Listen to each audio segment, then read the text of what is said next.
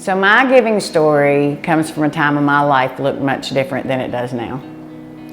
I had just walked out of addiction and was recovering from an illness that had nearly taken my life, both which had left me with absolutely nothing.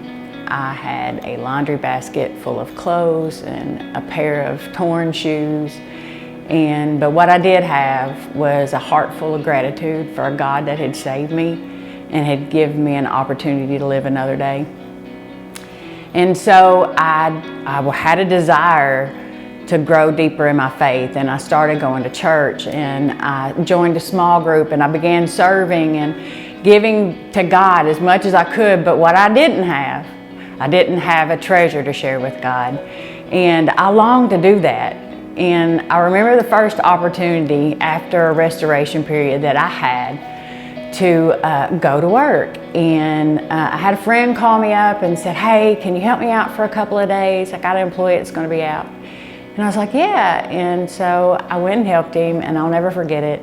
I made $80, and I was so excited because I remember how much it was. I took $10 out of that $80, and Sunday couldn't get here fast enough. I couldn't wait to go to church and give God that $10.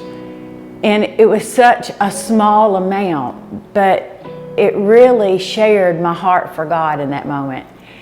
And I think back then how grateful I was and how little I had to give, but how excited I was to give that.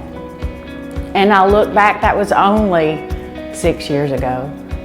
And I look at how much my life has changed since that moment.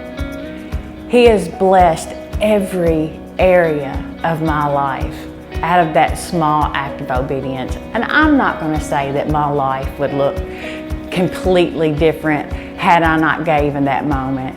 But I can go back to that very day where I was so excited to get to church and to give God that small part of my treasure that He had blessed me with.